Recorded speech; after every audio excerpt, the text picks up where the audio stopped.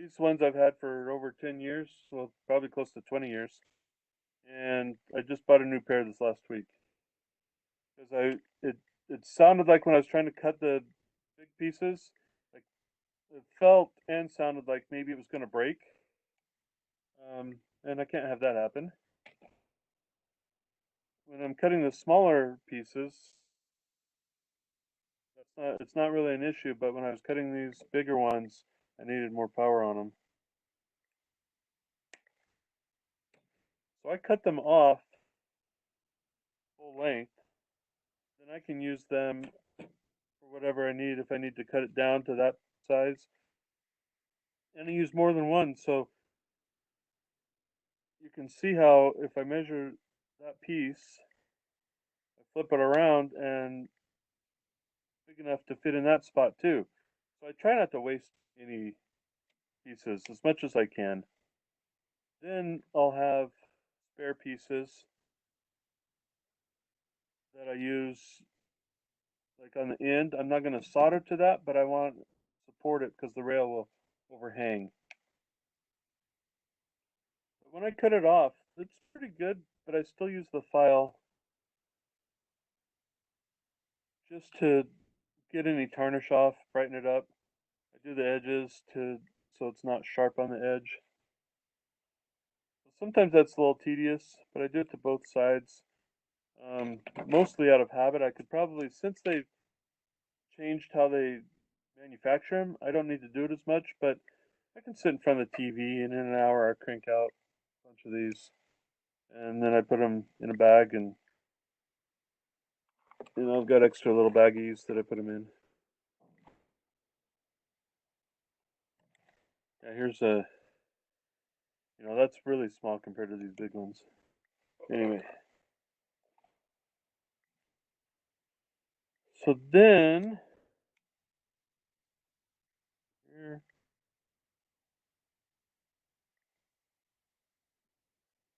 probably can't see it. There's double stick tape. So I used to do it without, and it was a real pain. And then I figured out double stick tape. I roll it out, sometimes the whole length, sometimes just in strategic spots. And this one, I haven't got the gap in it yet. So I'll mark it here.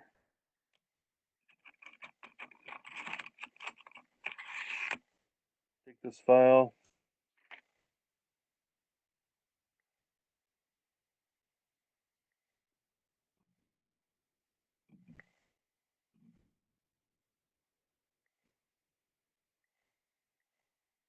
Pretty simple.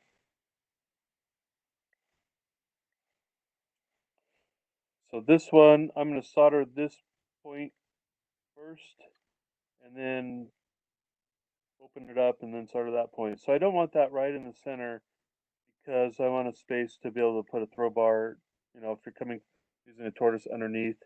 But you've got this whole length here. When I make them for myself, I'd make them short because I know I'm going to drill a hole underneath for a tortoise.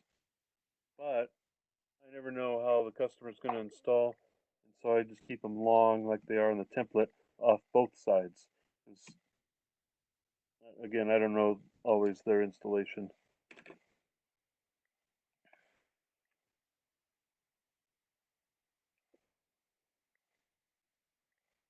Yes, so those copper ties I'm just looking at. Oh. No, Lou, I'm not going to do ZN3. NN3 is pretty small as it is. I can go get a sample, but oh, now you're making me digress here.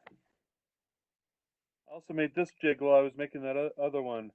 So this is to lay my NN3 track by hand, and you can, if I breathe, that little wood tie is going to come out. So I've got to be really careful.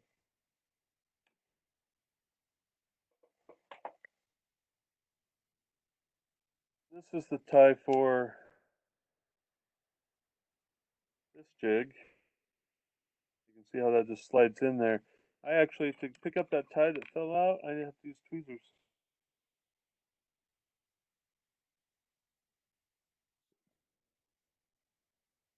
So, yeah, Rick's right. You can't really see what I'm doing if it's that little. But I have it marked every sixth tie. I go count 5 wood ones, I think. Yeah, and then a PC tie. So this is how I'm going to hand lay the NN3 track on my layout. I put wood ties in. Try not to breathe so they stay in place. Then the PC ties, and I'm going to solder one rail on that. Then it's like I make my own flex track strip. I'll put a piece of tape down to hold the wood ones in place, put that on the layout, and I can bend it and then solder the other side. So that's a little jig that I made. Okay, back on topic here.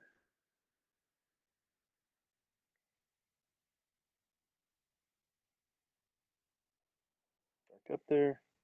Yeah, so these are PC board ties. They're copper clad. The copper's on both sides. You don't need to cut gaps in them on the back side. But if you're, I have had times where I've drilled a hole to put this to the layout. And if you end up drilling a hole on the same tie, then the nail has the potential to short out underneath. So in that case, you would want to cut a gap on the bottom, or you put a nail in this hole, this tie, and skip one and put a nail in that one. And then you don't have to worry about it shorting out underneath. And as you can see, so the rest of these I do have gaps cut. And continuity's sake there. So in order to streamline the process, so this particular order had 4 turnouts, all identical. So while I was watching TV, I did this, and I can take this up in the living room pretty easily. I have one of these boards.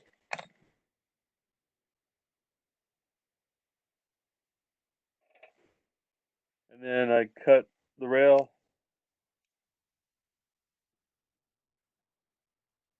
Well, that one I haven't done yet.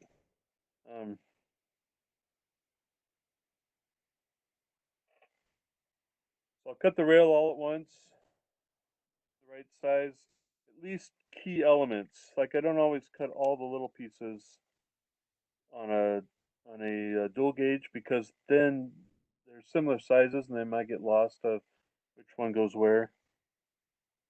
But this one, so I didn't go all the way to the end. I drew that line where I wanted the rail to end. And I don't know if you can see right here. I've already cut the notch. So what I'll do is I'll take this. Like this one's not been cut yet. Oh, no wonder it's hard for me to see. I haven't put my eyes on yet. It's better. I could see, but I couldn't really see the details very good. It's funny. I forgot that.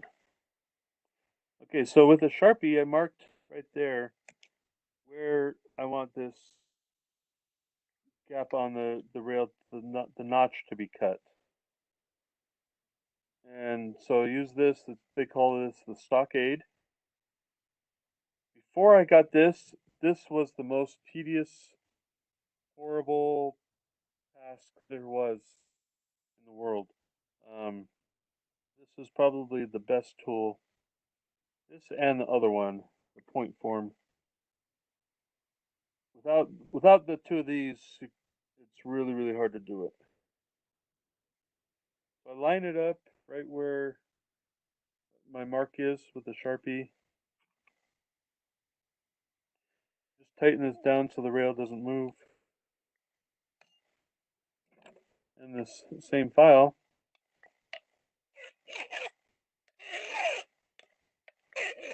when the family's home and they hear that noise, they're like, "What's that noise downstairs?"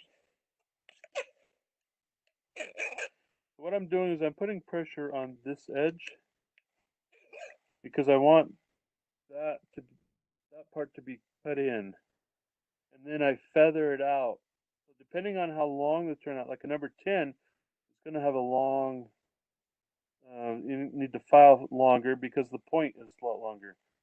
This is a number 4, so I probably only need to go to there, and I'll feather it out. And so if it goes beyond, that's fine. But right here is where the point is going to need to go up tight against the rail.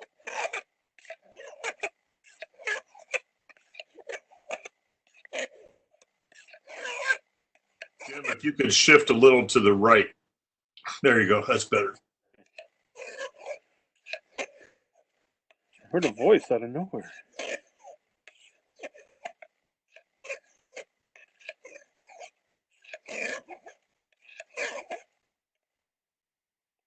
So I don't know if you can, how well you can see that part right in here.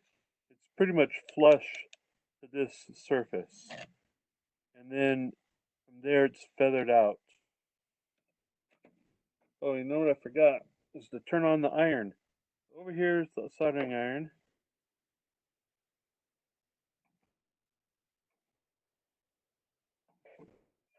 And I usually time it. Like if I'm working on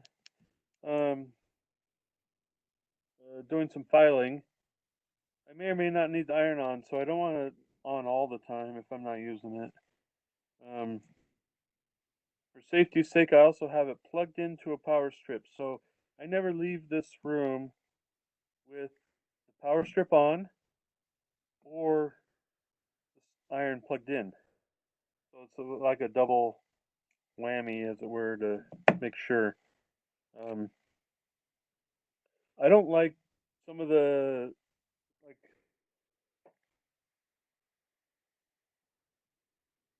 I forgot this other light.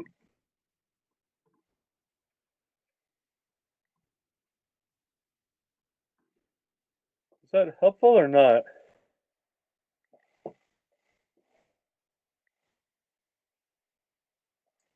In any case, Didn't make a difference. okay, I wasn't sure. So these, you put this in, and that helps to protect it. But the tip for me, the tip touches that little round spot, and that's not good for it. I don't like these. Um, so I never use that. I use the thing down below to, to got the word, tin it. That helps tin the tip.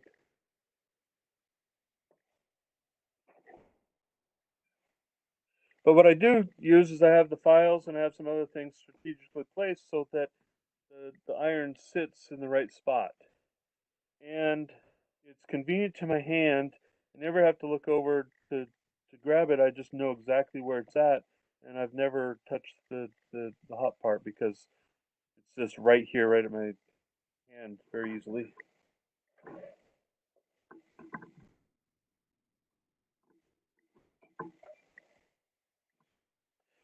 Okay, but you do need to keep that tip really clean. And they used to say to like have a wet sponge, but that gets rid of some of the heat, and so that's not a good idea either. And these are, let me get that in the frame better. Little brass. Or you can use a Scotch-Brite pad. Yeah, Scotch-Brite pad. That's good. This brass thing, I haven't seen people use this very often until a few years ago, and now it's like that's the only thing I'll use. It's a really good tool. So to keep the tip clean, you just go like that a couple times, and that cleans off the residue off the tip. The other thing I do to get a more thorough cleaning is I have one of these that sometimes use that to weather the siding, the wood, but I use that and twist it all around, and that really shines it up really good when the pad's not working.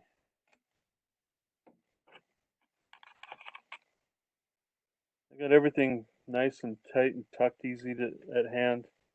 Let me talk about the solder real quick. Fast Tracks sells solder.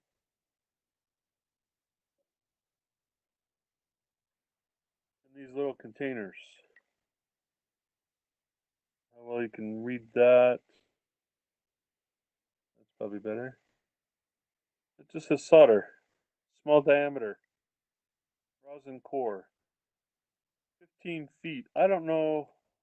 You know, that to me, I burned through these like nothing. And so before I found that, I found there's that Radio Shack. Then all the Radio Shacks closed and it was harder to find it. You can still find them online. There's actually Radio Shack still in Cedar City. And driving on the way to a soccer tournament once, we stopped in there for some food, and then I said, "Hey, there's a Radio Shack. I'm going in," and I found it. There's one in Layton Hills Mall too, or outside Layton Hills Mall. Okay, that's a good idea. Sometimes they have it in stock, sometimes they don't, and so I always buy a couple of them when they do. So this is my favorite diameter is 0.015. It's high tech. So it's good for doing other things. I have found this one. This one is 0.022. This is the one I got before most of them closed. But I rethreaded this with the fast track stuff. So it was hard for me, it was harder to get out of this little container. And so probably, see, that's not very much. That's what came in that container. For the average person doing 4, 5, 10, 20 turnouts, that's probably enough. But when I do hundreds, I need big long rolls. I don't know how much is on this roll, but there's a lot. And it lasts me a long time. But anything in that range. So this solder is my next. This is my. What do I call it? In my head, I call it something I can't remember, but it's like my second tier. It's 0.03. This I think I got online, but the hobby stores sometimes carry this brand. And so this is a nice solder too. It's a lot thicker. I don't know if you can even see that. I have to have it over some white spot. So it's twice as thick technically, but it's really thick in my opinion. And I use that for filling in the frogs when I want a lot of solder fast. This I just use for standard work. I do have that on hand. The flux, this was my go-to flux until I ran out. And then I replaced it with the Fast Tracks flux, and it lasts a long time. Now it is an acid base, so technically you need to wash it after, so it doesn't keep corroding.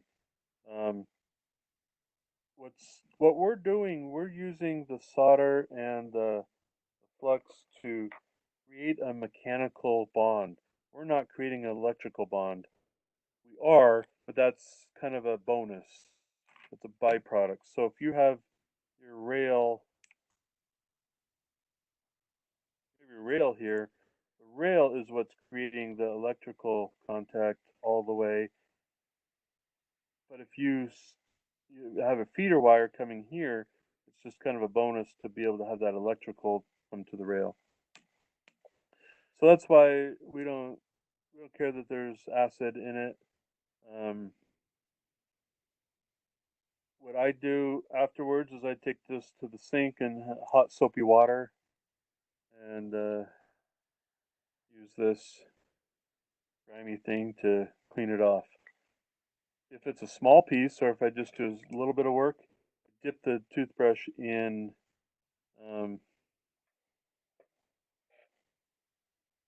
isopropyl. I just dip it in here rub it off and it evaporates. It stops the acid part of it. I've had some turnouts that, let's see, the backside of this one, this looks pretty clean, and this is a couple years old. Oh, I can see some green right in here. Probably can't see it on the camera, but so it is a little bit of green there. But if you spray paint this, that will stop the corrosion as well. So don't let your turnouts sit around for a long time. Prepare it and get it ready and put it on your layout, and that will help all things. Okay, back to the turnout. Okay, I'm just hovering my hand over the iron. It's getting pretty hot. It's pretty close to ready. Back to this step. Usually I'm pretty quiet. I don't talk myself while I'm making turnouts. I put my phone on. I've got a little stand here that I made out of acrylic. Put my phone up over here and put on a movie on Amazon Prime. Because I'm down here a lot, I like good long series. Stargate SG-1, 10 seasons, 23 episodes each. That makes a couple hundred episodes I can watch and just have it playing in the background. Every now and then there's an exciting scene. These shows that only have one season, that's no fun because I get into it and then it's over.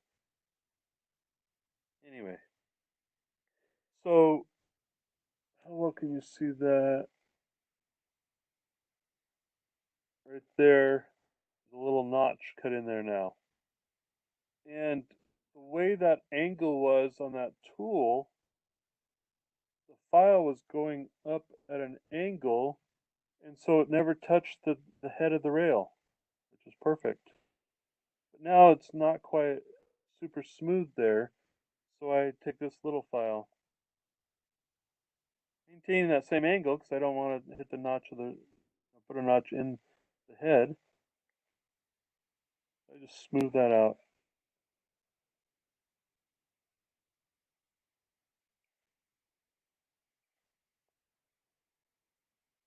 Okay, now that one's ready to install. That's the same as that one, so I'll put these two aside.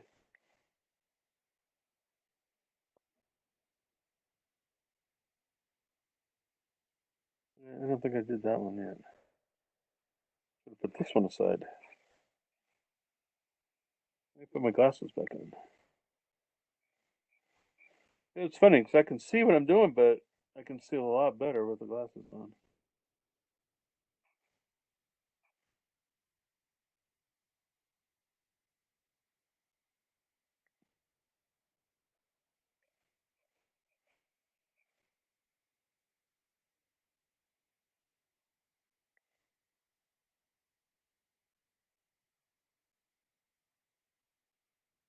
I just like that, nice and smooth there.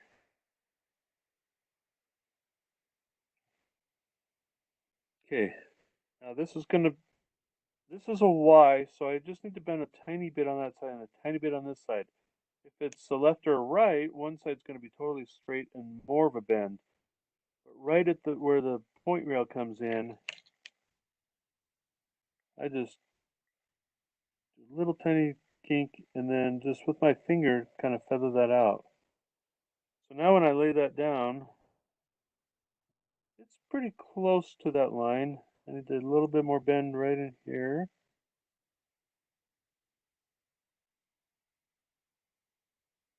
That's going to be pretty good. We're just getting an approximate right now.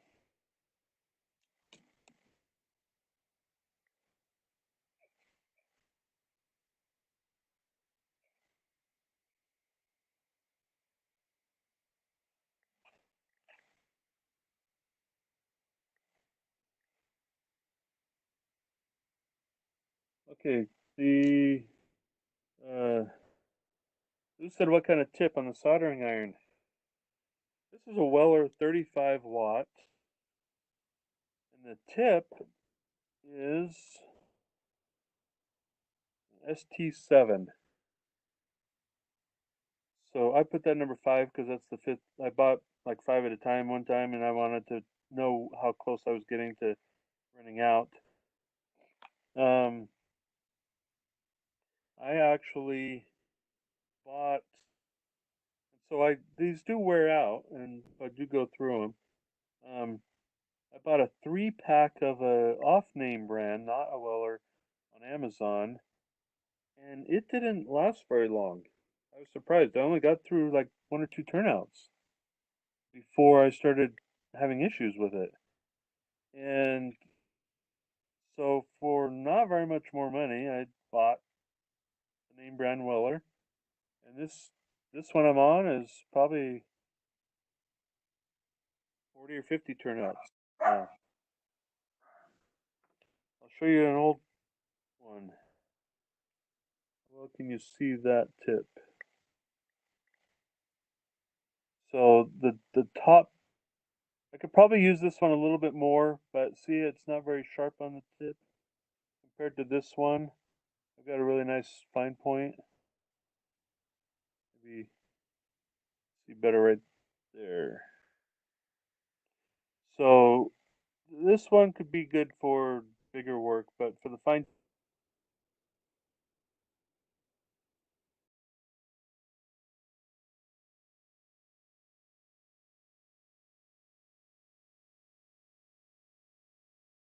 Jim, we lost your voice.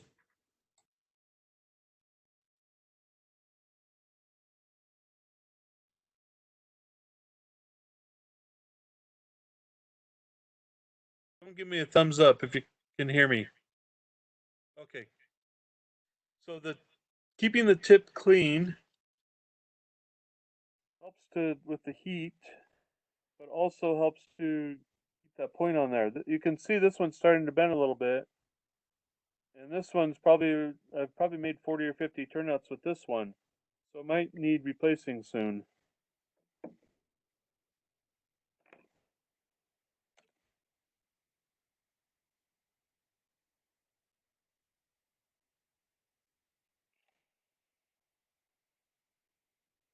Okay. Again, this one's a Y, even though it's a number 4 Y, which seems pretty sharp. It's just not as long.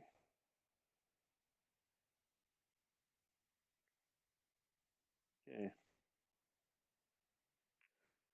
Now I take one of these micro brushes,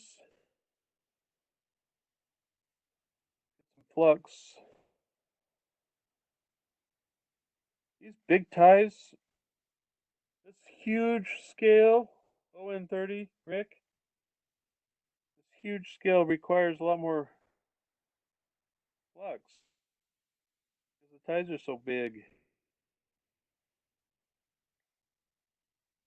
So I only put the flux in the spot where I'm ready. So I haven't done anything with the points, so I'm not putting any flux there yet. I've already tested.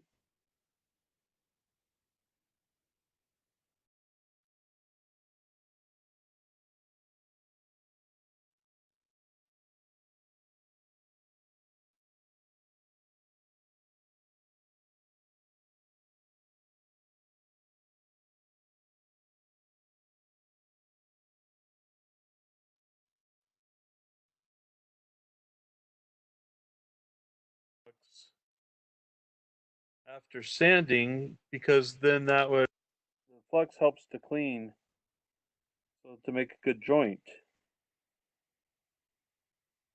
Is the audio cutting out, or is it pretty consistent? It accidentally muted. I unmuted you. Oh, okay. Because sometimes I heard a echo, and I haven't been hearing the echo lately.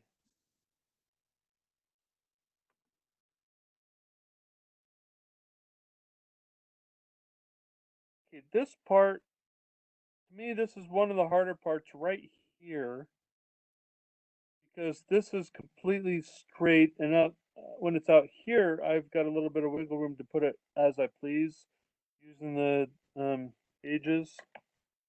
Right here, you have to have it really spot on, and having the jig where this is the hard part, where if you're using just the paper templates, it's a little bit harder for this spot, but on the jigs, you just put these right in the grooves, and they're exactly where they need to be.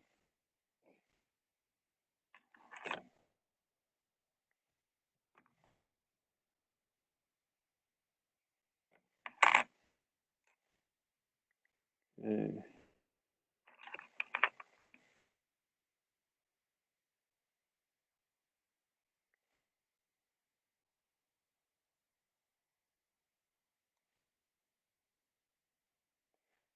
I'm lining that up where I want it.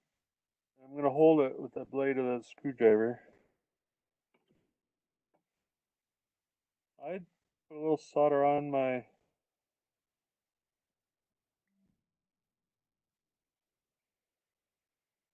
tip.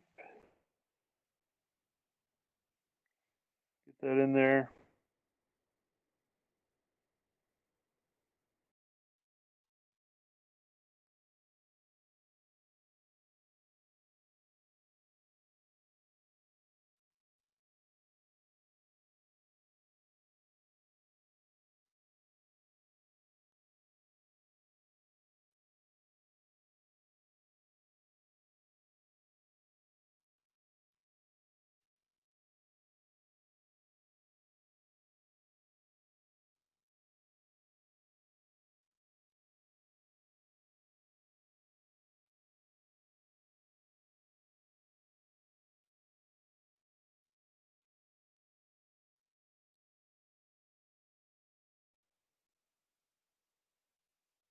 It's the harder part.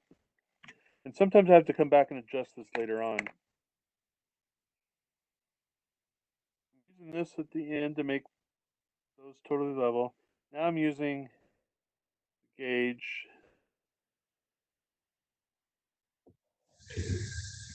So, Jim, I have a question for you. Yeah. I mean, when I've done my own switches and from, pretty much I've read everything I've read, Yeah. they've always recommended starting with the frog and then working your way out. I mean, whatever works is obviously, if it works, that's great. I'm just wondering, have you ever thought of that, or is this, have you tried it and you like this other method where you're kind of doing the opposite better, or any comments on that? Here's my comments. I haven't read that, and I've built over 1,000 turnouts, and not once have I done it that way. Now, here's the reason. Here's my reason, I guess. Learning how to build a turnout using one of these, you put the rail in. Let's see. The rail goes in that groove, and it's where it's supposed to be. Obviously after you put in the ties first, and then the rail, and then you put in the solder. Now, for me, this is the key point. The points, pardon the pun, is the key point of the turnout. If your train is coming through and the points aren't right, it's going to derail. If you're coming from the opposite end, from the frog end, coming this way, or the diverging route, it'll go through if it's a bad point. But for me, this is the key, is getting this to come through. And so I want to make this adjustment perfect. Now, having said that, I don't know how well you can see all these different elements within here. Let me see if I can show you on this one. Might be hard to see on this one. I've highlighted what I'm going to use for the rail, but there's other elements in here if it were a full dual gauge. So this rail is dependent on where this rail is. I can't lay this rail until that's there. I can't lay this one until that one's there.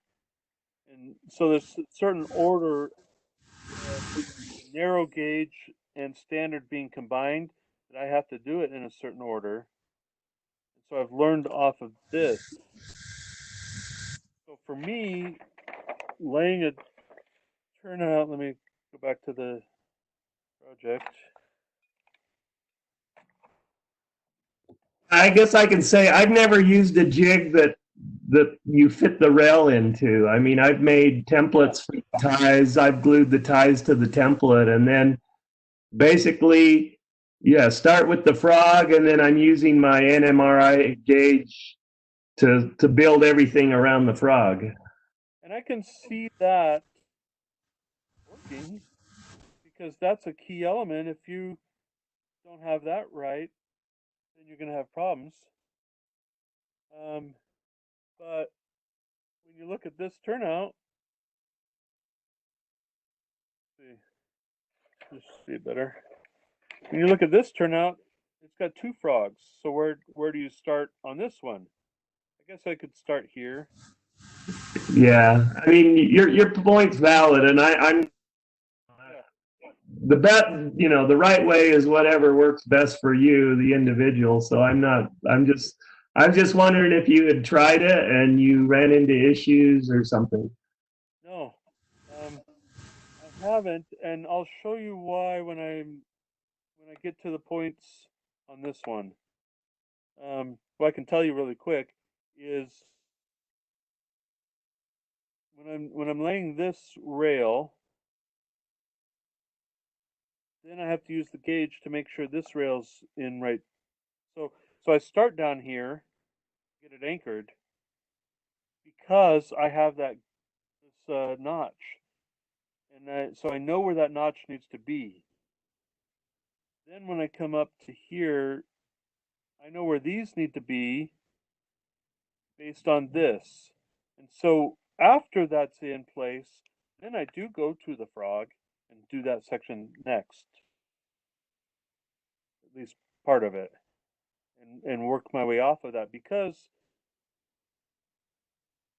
of this, the flangeways, you need to know where those fit.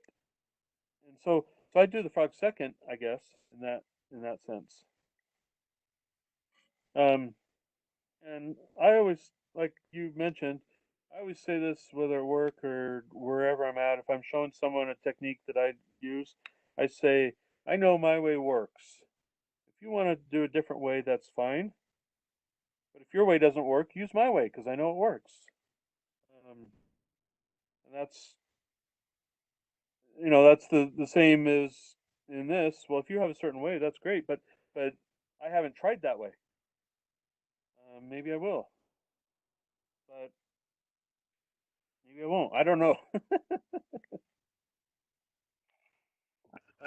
I was just wondering, yeah, if you actually had tried it that way and you Yeah. found this way was better or easier for you.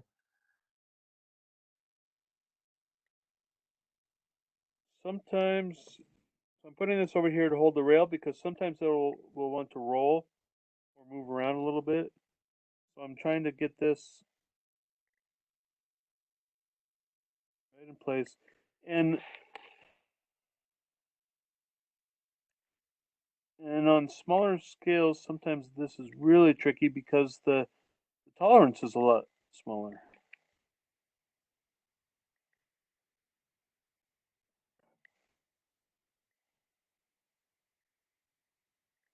And it's possible I will come back to this one to make a slight adjustment after I've done the frog. Okay, so I know that's in really good. When I get to this part right where the notches are, I need to have a little bit of wiggle room here because the point rail needs to come in. And I have just a tiny bit amount. It's really close, but I think it's enough. So I'm going to leave those. I'm not going to solder the second side until I know it's exactly where I want it.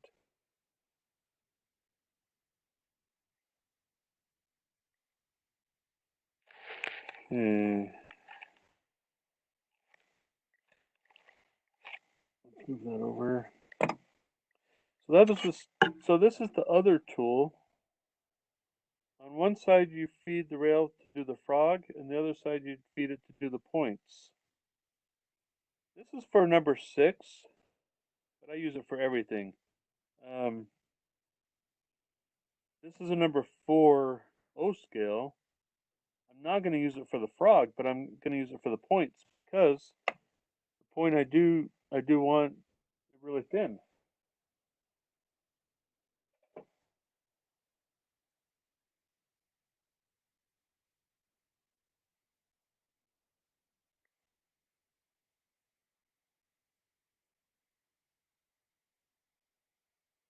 There we go.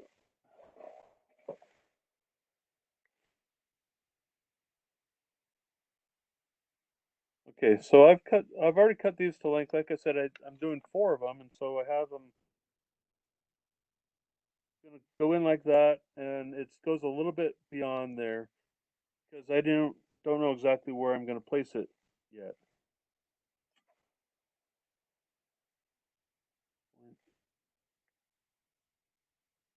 Where are we at? 11. Okay, so I slide it all the way up to the edge of that groove, right there.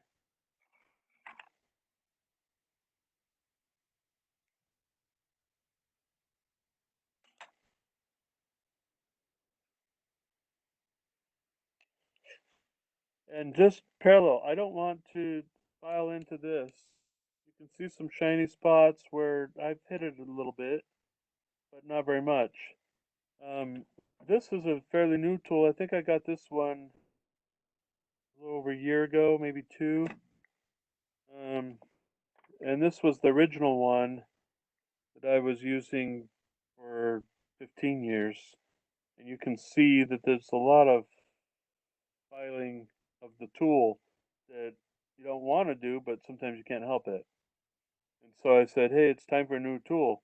I'm glad I got a new tool because now they're a lot cleaner and crisper, and a lot less work that I have to do on the end of things.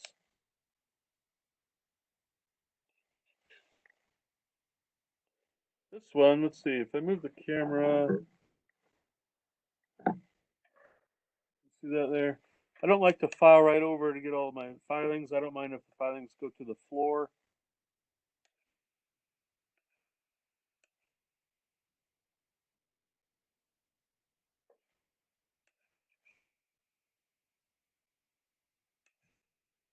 This one, so the edge of the rail, taking off that piece and going all the way down to the tip to get a nice point.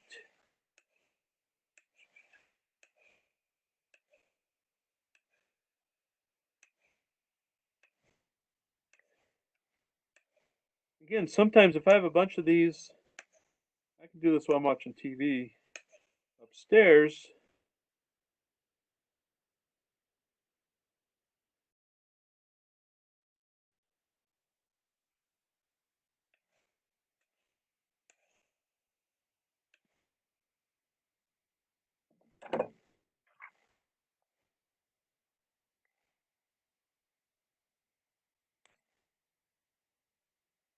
Let's see, how well can you see that? That's a pretty fine tip. The biggest problem is the rail head goes over, so you don't want to file out the web area. You go just enough so that the rail is still there. And I might file on this side of the head after when I'm finalizing things. But the file,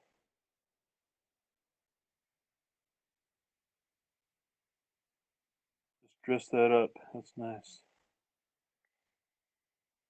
And I knock off the top corner. I'm gonna have to do that later anyway, and it's easier while it's in my hand. One thing I will mention that I do, you can see how the rail is like indenting my finger. Depending on what I'm doing, like if I just do 1 or 2 of these, that's fine. But when I'm doing a lot, or I have the guardrails I'm holding, it's a really small piece. I put a piece, a Band-Aid on my finger right there with the padding right there, and that helps protect my finger. Um, it gets calloused and hurts sometimes, but by having that, that helps protect it. And sometimes I'm like, oh, I'm just doing a couple, and I don't put one on, and then I'm like, oh, I wish I would put one of those on. And the next time I do put it on, and I say to myself, I'm glad I did put that on. So it's very helpful. Um,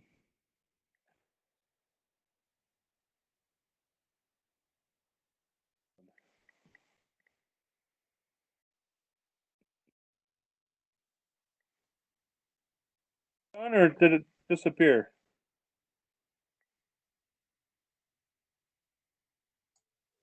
We're not seeing the camera.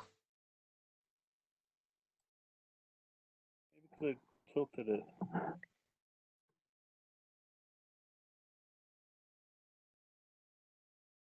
Come back on. Exit audio only. How about that? Yeah, there we go. Okay, move.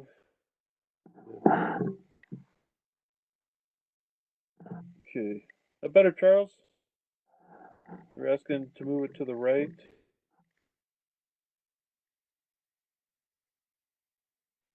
There's the Band-Aid I use. I said well, I don't need it this time and I didn't put it on, but every time I don't put it on, I say I wish I would, so I'll just put it on. I calculated, I think these are like 8 cents each. So sometimes I'm a little, I like to be.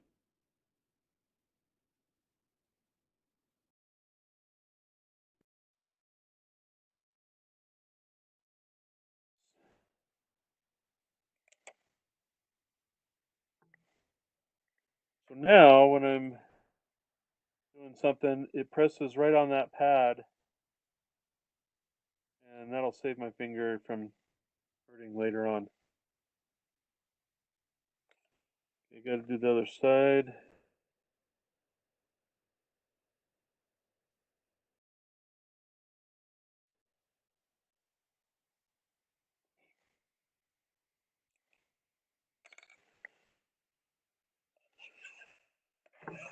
Again, this part's a little bit tedious. If I can be watching a show, not at the workbench, I can do 4 or 5 pair.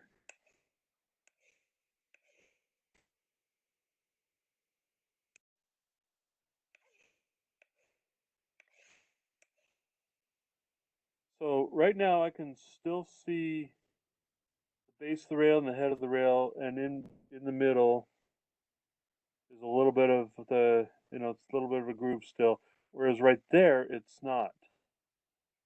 So I don't need to file anymore right here, but from here down, I still need to take off a little bit.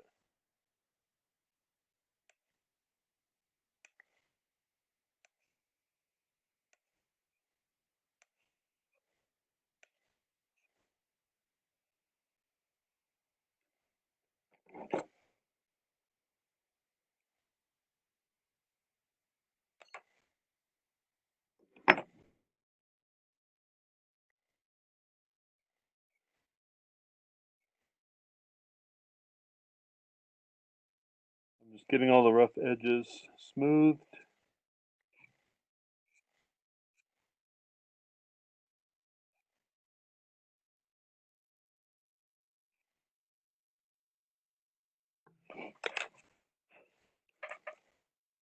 Okay. So now I want to get this rail in here, but I have to put a little bit of a bend, not much. I just use my fingers. And I'm going to match this side because that's the line it needs to match up with.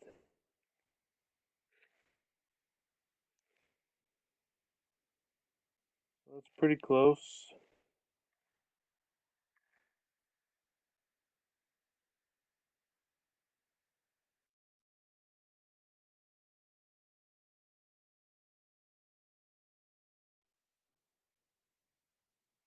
take this file and just make a little mark.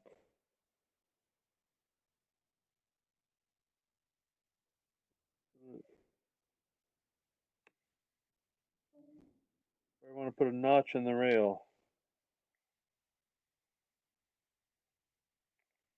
So I'm just putting a tiny notch in the base. So now I can put my nail there and just get.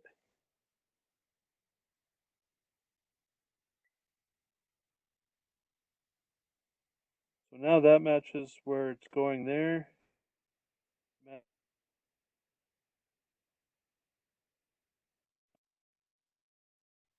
The rail, the stock rail there. Now I get my rail nippers. So I'm holding that. That's the position I want. I used to have like a little.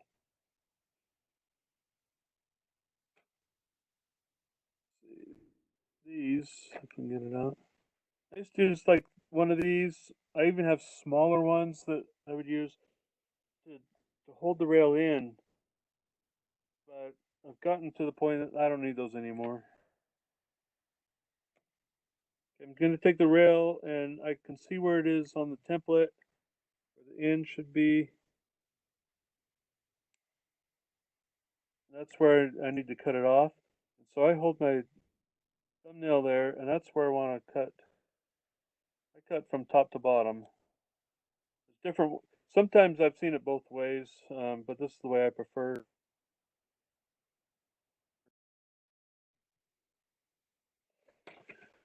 Especially those brand new ones. It's nice. I do dress up the end. I'd like to take off the corners, and then I I knock off the top where on the frog, so that there's no chance for the wheels to catch on anything.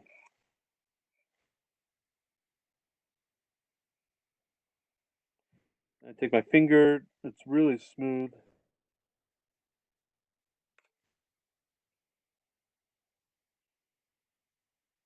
Test fit it again. Okay, so this is the point where, kind of another critical point.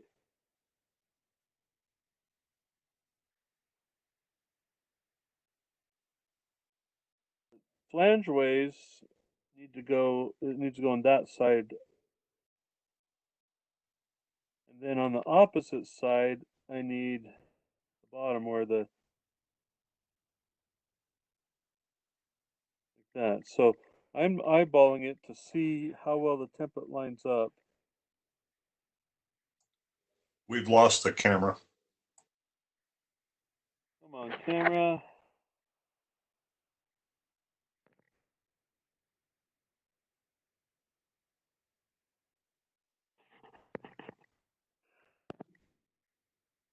It's like the angle of it or something.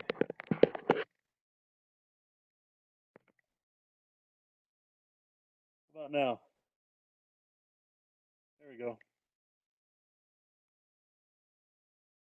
Okay, so the template is just a rough guide. The gauge is where you want to make sure all your connections are right. So I'm eyeballing it to see.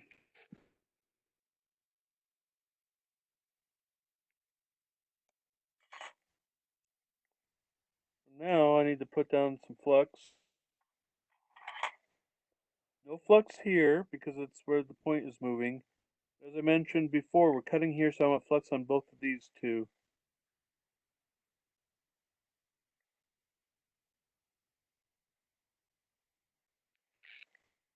And going all the way up.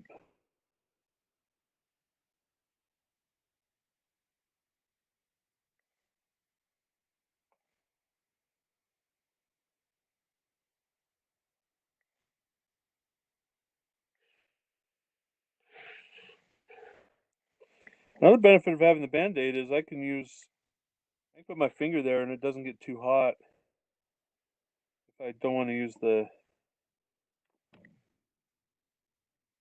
screwdriver.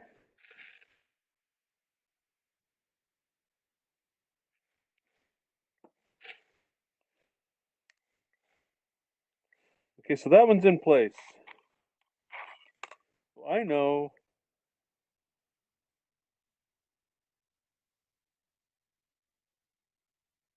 that's where the stock rail needs to go now. But then I can also flip it around, and that one goes there. But here's another little thing. On here, there's a little bit of a gap. So it can be a little bit wide, but it can't be that wide that it falls down into there. So I can have it that wide and see how there's still a little bit of wiggle room. But if it's that wide, it'll fall down. That's a no-no. A little bit wide is okay and sometimes even preferred. Now, the flange way on this side, it needs to be wide enough to go pass through. So I'm not going to solder these two yet. Sometimes I do that one right now. But I'm going to put in this next piece. That one's tacked in one spot. I'm going to put in the next one because then, like we were talking about earlier, that is a critical point. So I want to make sure that it's right and then work on those others.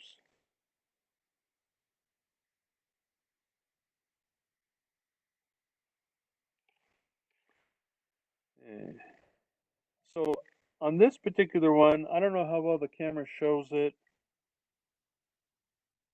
It's filed back quite a ways, but what I want to do is match up the points where they both come together. So one's not super long past, if I can help it. If it's not exactly, that's fine.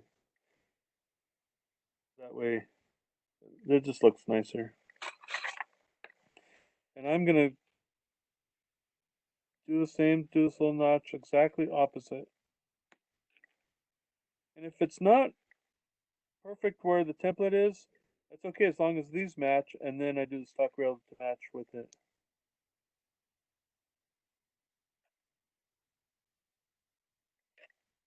Just a little tiny notch so that I can get a good, a good bend right there.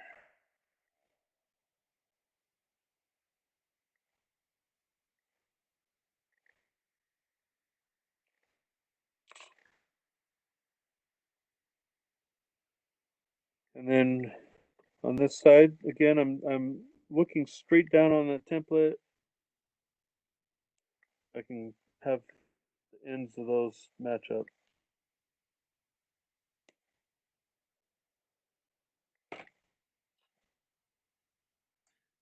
Jim, those two rails are allowed to touch because you're going to cap them outside.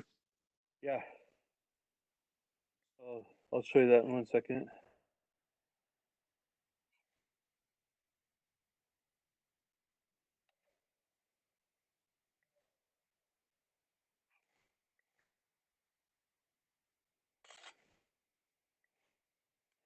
So you were asking it's okay for them to touch here? Yes.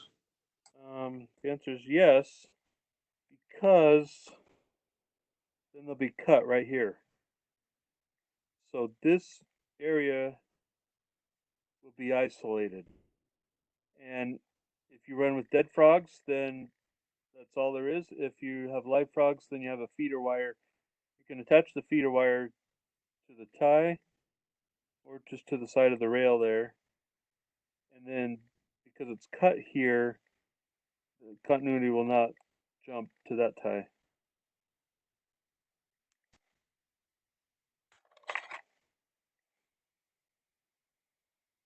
I would normally be going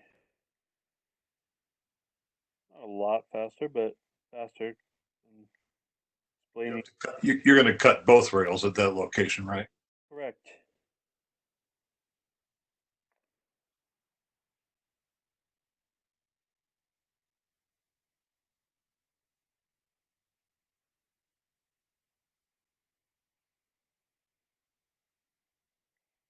Okay.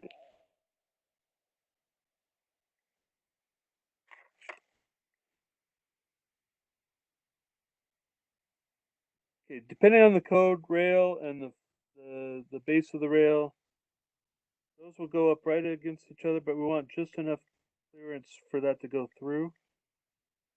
And this one will be on this side of it. then I flip it over and I make sure that that's not going to fall down, and that's perfect. So this time, I don't want that to move. If it does, I can adjust it. It's kind of a pain.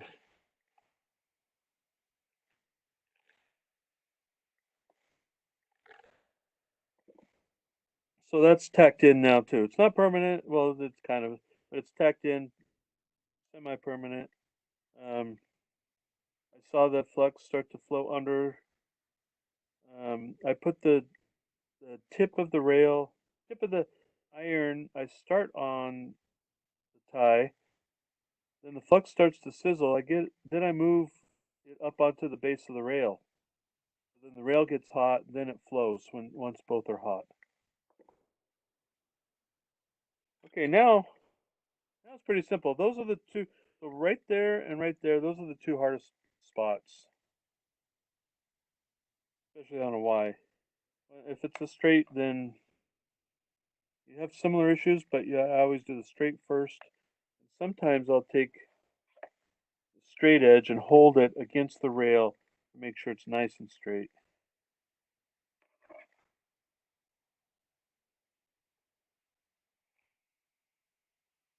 Okay, so now I'm taking this gauge and going all the way down. I'm going to make sure that there's very little wiggle room. There could be a tiny bit.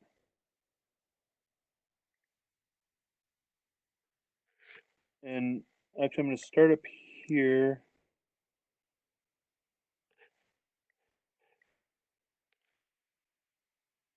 Uh,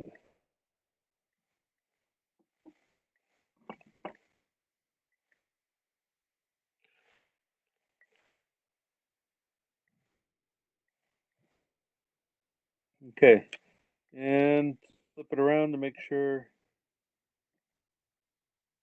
it's a little bit wide.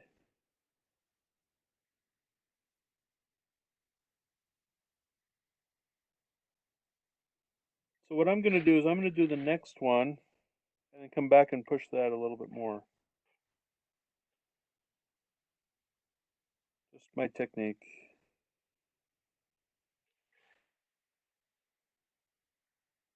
I'm also holding the rail down, but I'm holding it down with this instead of using the tip of the screwdriver. So you can see at this point that it's not falling down, but it is kind of a bunch of wiggling. I'm going to take this and come back up to this one and make it just a little bit tighter. So now it's a better gap. I gotta look straight down on it. So sometimes using the camera, I think.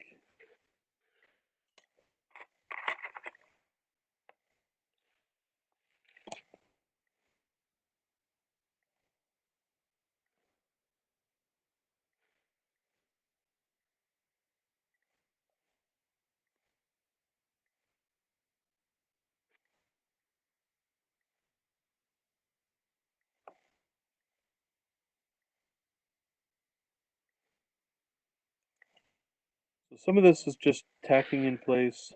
I'm gonna make this a little bit tighter.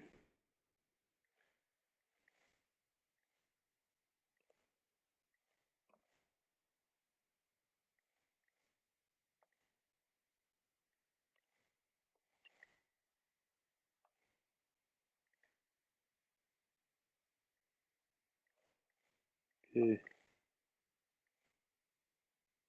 that's good.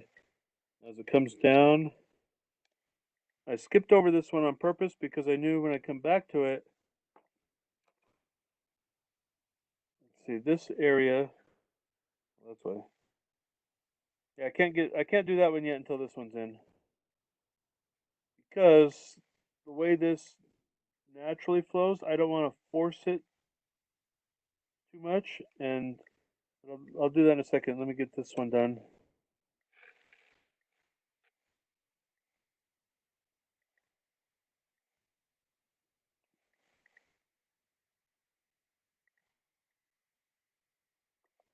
So now's when things start to come together more quickly.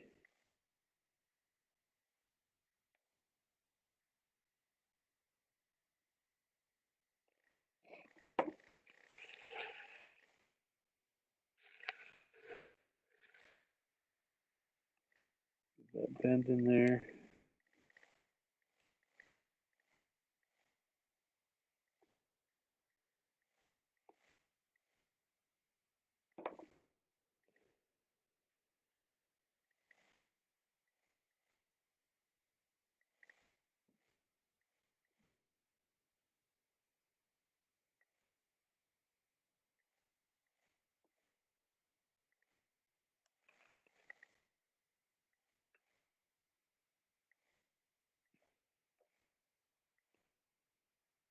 Pretty good.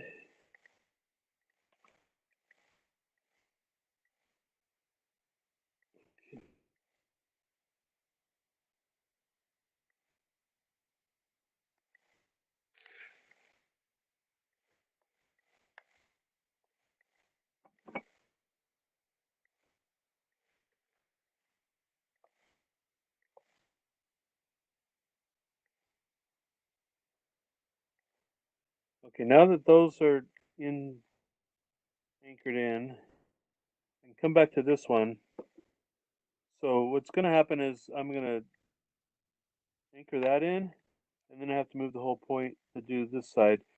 But until I do that, I can still get this one in. I move this point out of the way, and where this naturally falls, I want this rail to push up to it.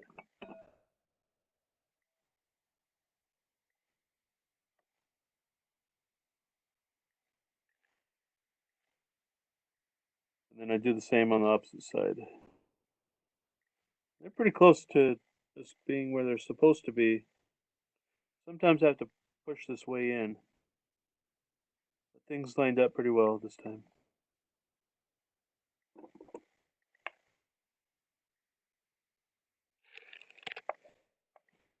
Okay. I was concentrating, so I wasn't talking a whole lot right there. Now this rail isn't totally straight, but it's narrow gauge, right? So it's supposed to be a little wonky. It's a little bit too far off for me, so I'm just going to make an adjustment. I have to heat that one up.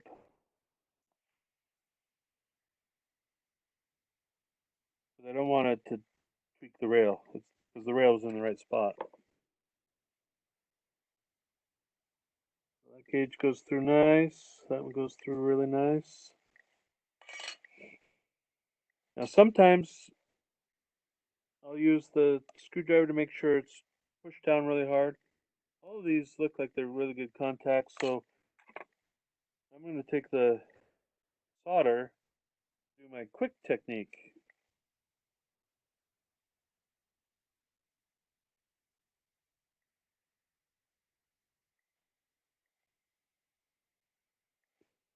Some people say never put it on the same side, but you can see as I'm doing that, it's definitely hot enough so it flows both ways.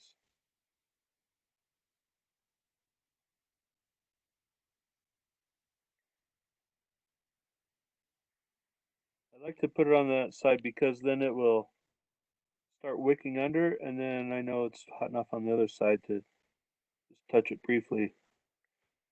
So I'm getting both sides here, except where I'm going to put the guardrail because I don't want the solder to get in my way right there.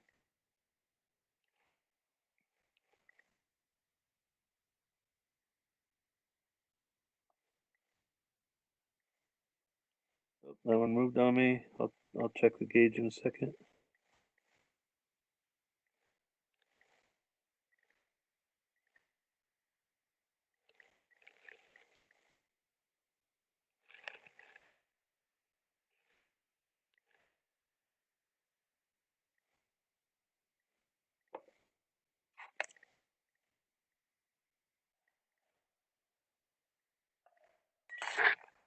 Okay.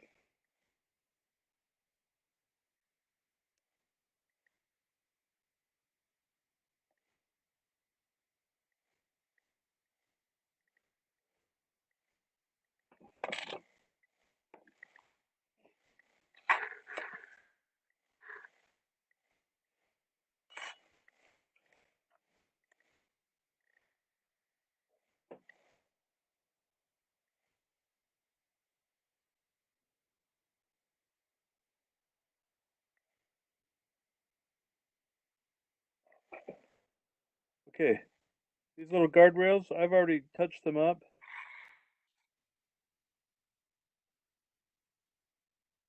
Same thing for the frog. I chamfered the edges a little bit. So I run my finger over there, nothing catches. It's nice and smooth. So when that goes in, I like to put them on now. Sometimes I just do it at the very end. Typically, the base of the rail touching the base of the other rail is enough space. But on this one, for ON30, sometimes it's a little bit needs to be pulled away just a tiny bit. Like you see that move just a hair. And I'll tell you why in 1 second. Okay, so I'm using the gauge the flange way. Make sure that. Oh, forgot to put flux in. I can really tell the difference. The solder just doesn't flow. The solder wants to go where the flux is. It really helps.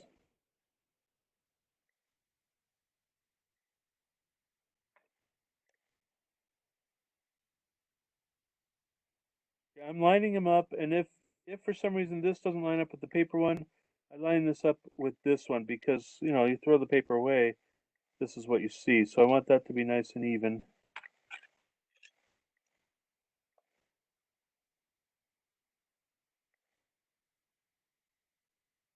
Push that up tight against the gauge.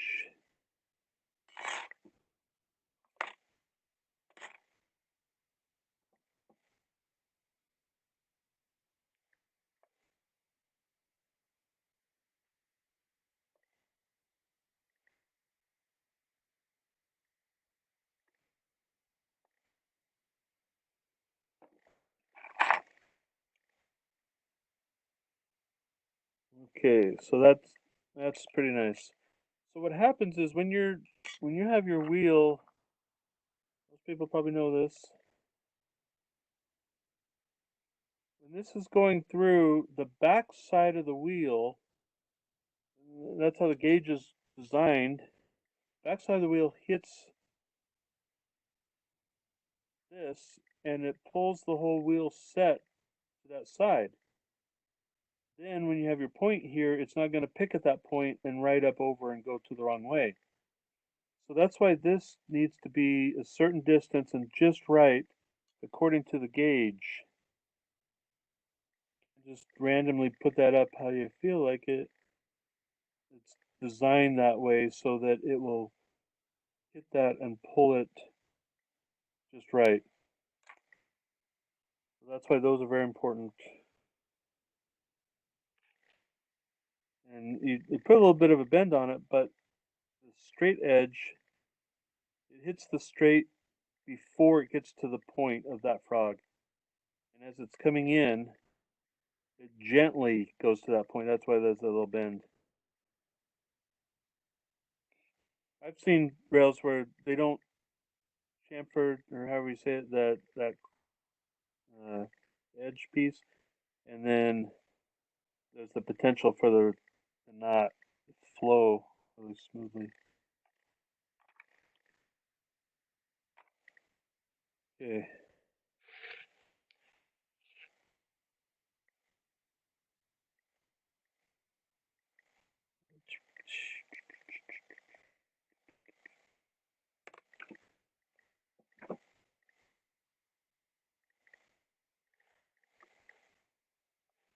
I know we're running out of time, but we're also getting to the end of this, so that's good.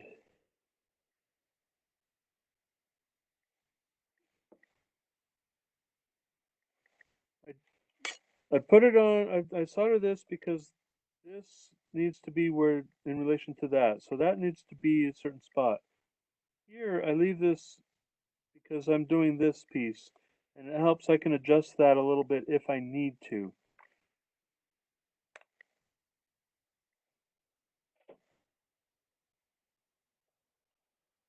So I mentioned that the other tool I can do the frogs if it's a true number 6. This isn't, so I've already worked on these.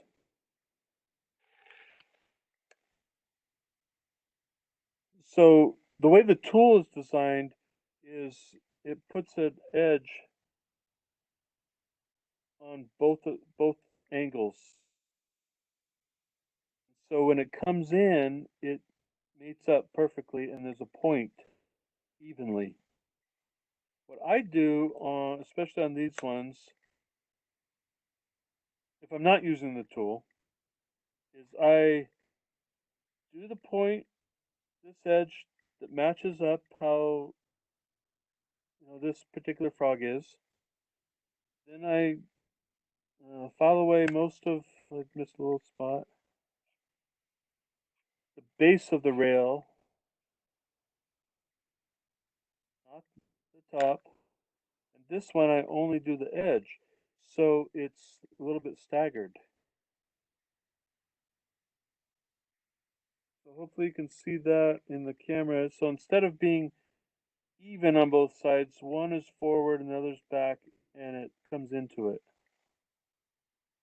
The difference of where that doesn't meet up perfectly will be filled in by solder.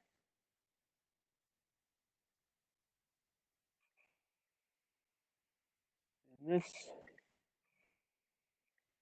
I haven't read anyone doing it quite this way. That's how I like to do it, so I do it this way. Okay, I load up, put a little bit extra flux where the point's going. I put that all the way across. And this one there's a gap because we're going to cut the rails, and like we talked about, isolating the frog. I put a little bit of flux on the tip of this where that other rail is going to meet up with it.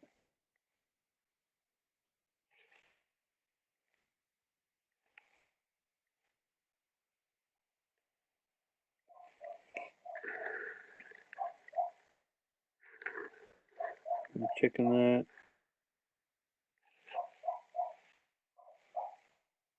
It's actually pretty good. Whoever said 0 and 30, thanks. They're a little bit easier and not quite so finicky.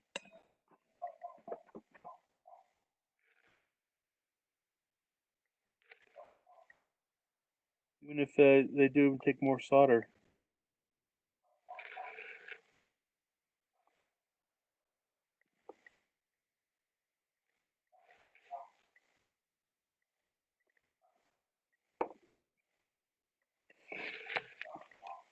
Okay, so I know that one's in. So now I can see how this one, there's a little bit of wiggle room, so I can do that outside rail now.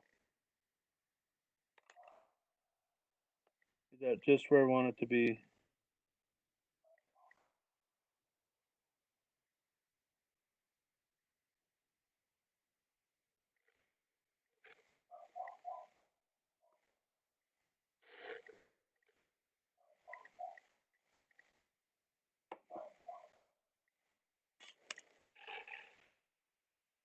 Okay, now this inside one, this next one, I purposely made this point just a little bit fast because I'm going to file that off nice and smooth. So this looks like it comes all the way.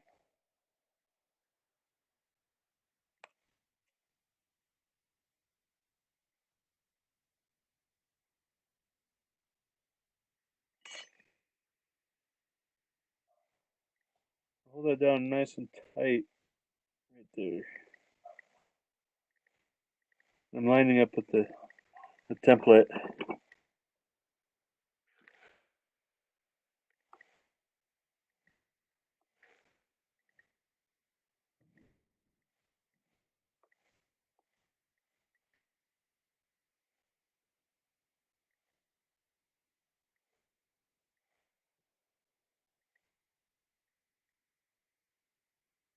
If I had another hand, I'd apply the solder separately like I did before, but I want to hold the rail down tight against the PC board.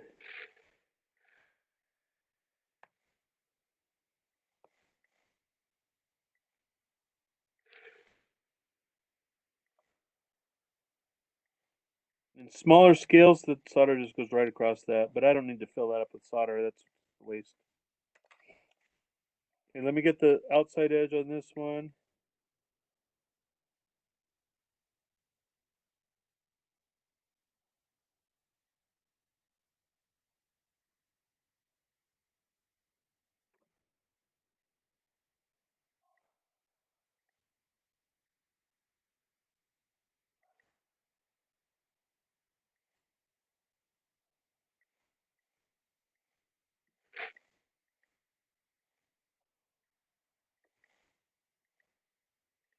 Okay.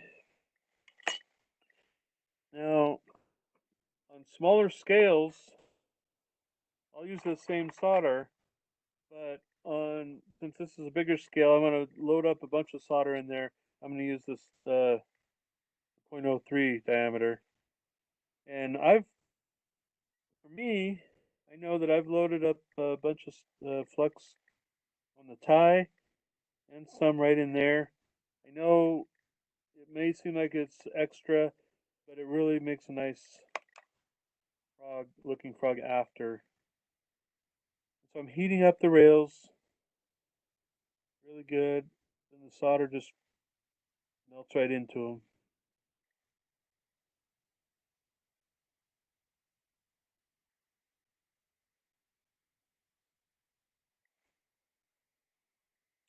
And the more I heat it, the solder's dropping down low because I want to make sure there's that connection down below.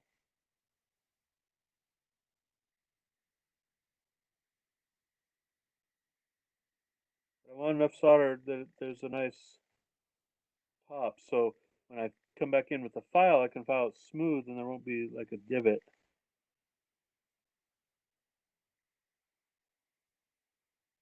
So that bubbled and then went down, and so it's good. Now I need to just fill it a little bit. Okay, that'll be good.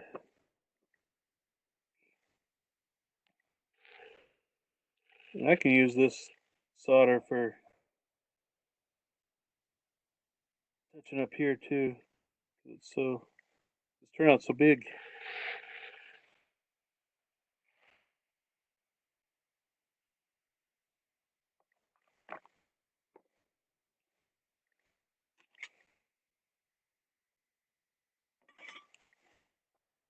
Okay, on this one, remember I didn't do the inside. I wanted to see how things lined up. I'm going to come back and do that. I'm going to hold it because I don't want it to move at all. See if you can slide to the right, Jim.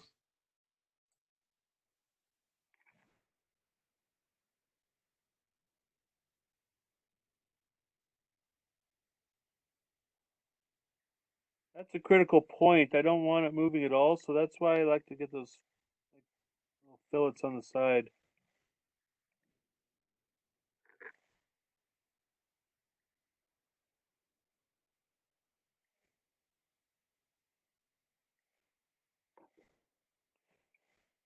Okay, now we'll do the points. We're getting close to the end here.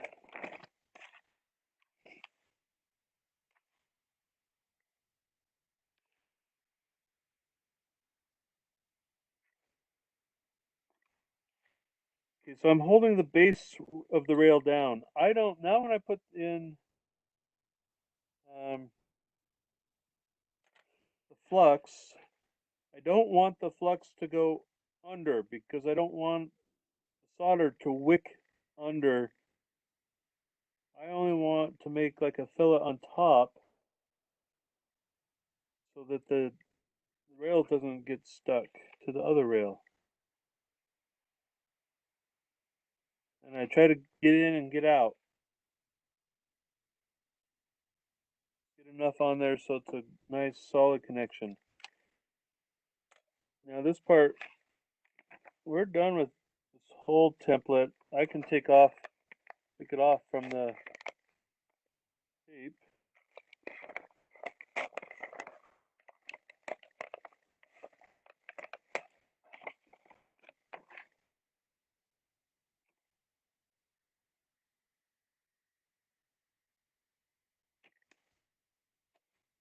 And these are 1/16 thick.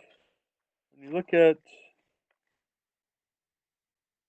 these points, so when you can use this tool for setting the point, it's right on that same thickness.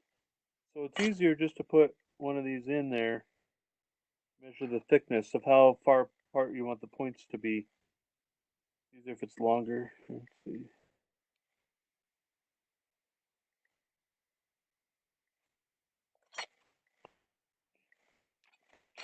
Now I do this, I like to get it back over the template. See how the throw bar is a little bit angled, so I want to line that up. Again, when I push on the base of that rail, base goes down, but I want to make sure the top's flush too. So I'm doing both where I'm at now. And then not a ton, but just enough flux so I can get that on top.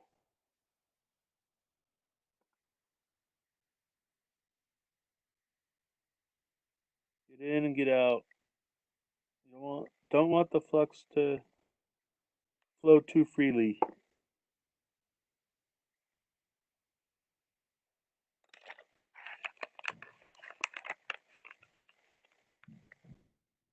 Gonna get that spacer out. Okay.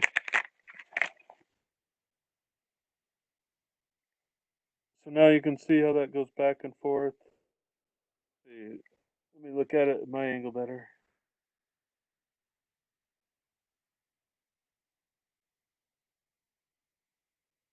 There you go.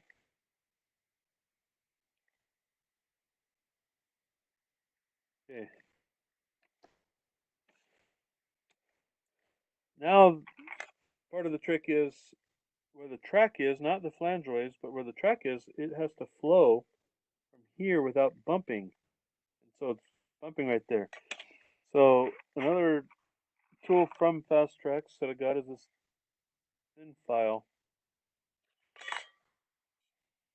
And so now, I don't know if you remember when I talked about when we filed the backside of this, we didn't want to go through it, so we had to stop at a certain point. But the head of the rail comes over, so that's what we want to get rid of by filing on this side of it. And sometimes I'll put a little piece of rail in there to support it, or I'll just push it all the way over because it will eventually go flush and not catch.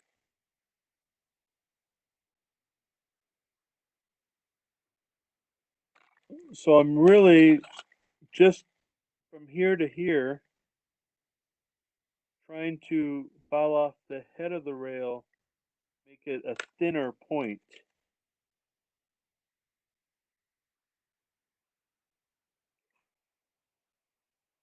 Kind of like I did for that guardrail, except it's just the edge.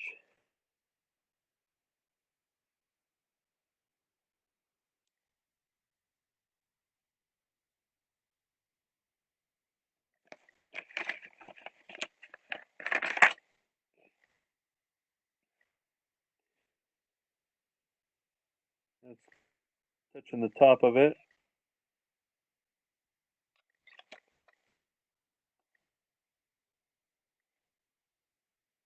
And I can come from the back side too, make it a little thinner if I need to. So the reason we filed the base of the rail from here up to here is because they need to be able to touch. It's not a tight gap, it doesn't close the gap all the way up here. It's mostly just right in this area, but we need it gone so that it's not in the way.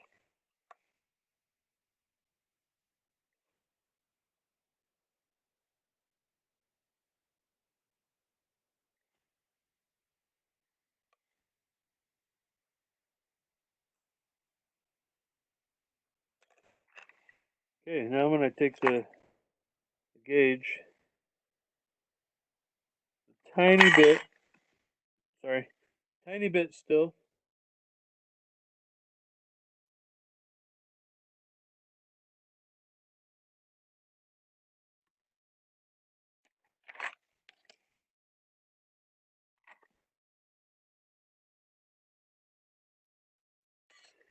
I'm going to take the trucks, run them through. It's smooth.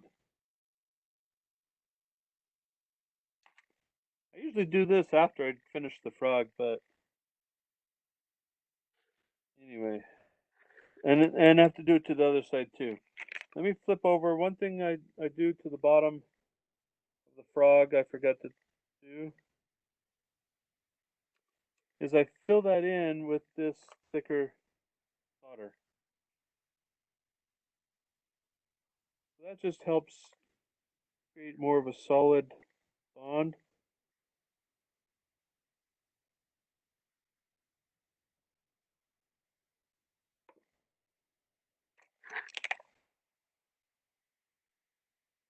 Okay, I know it's solid on the bottom. Now, sometimes this is the kind of a pain in the neck part is it fills in a little bit too much up there. But that's why I have this file. So this file is very thin. Let's see if you can see the profile here. So it's like a diamond shape. It's very thin here, it comes out a little bit, and then thin again. And so I can get this in between the rails. And so what's going to happen is when the trucks come through, they want to be very smooth. And since I laid this one first, I know that that one's going to be pretty close to on. And this is the one I said I had to file anyway. So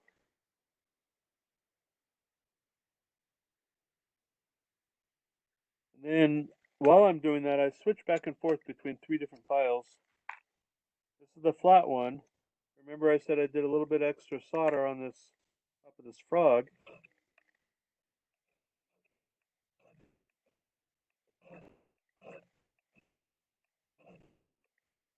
That takes the edge off. As I'm doing that, sometimes the solder fills up and I have to get this tool, clean out the file.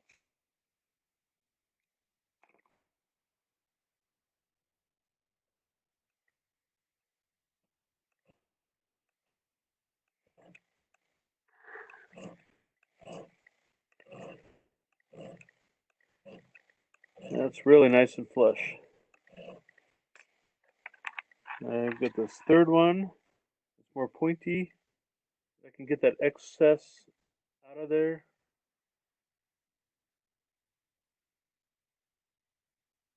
But also this one from before.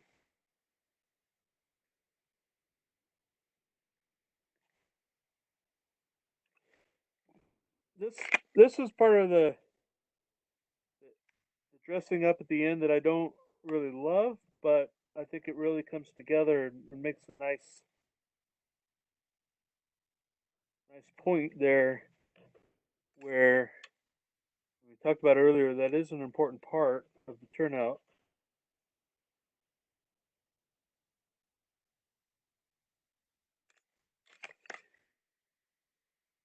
So using all 3 of these, I switch back and forth to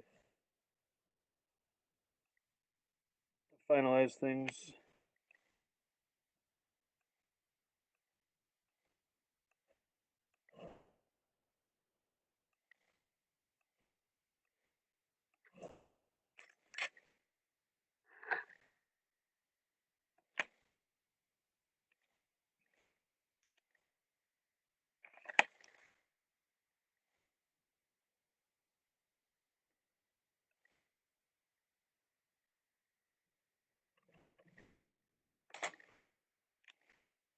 So we can see now I have the flangeways part of the gauge a little bit tight still. So I just work this.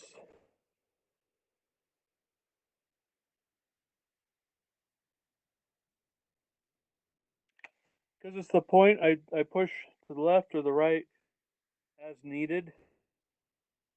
When I put the gauge through, I can see where it's going to hit.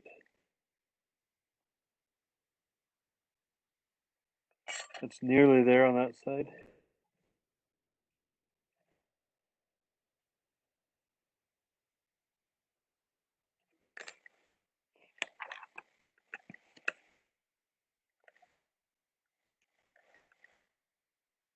So that's nice and smooth. For sake of time, I'm not going to do the other side right now. I want to show you where or how I do the gaps.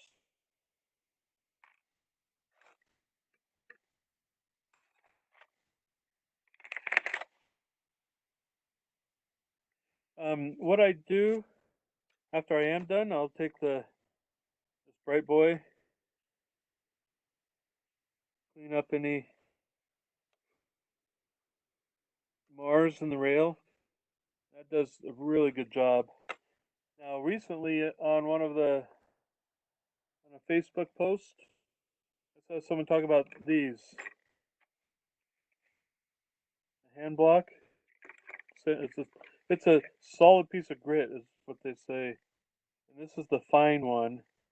And I've tried this on, after I use the bright boy, I use this, and that just kind of polishes it really nice at the end.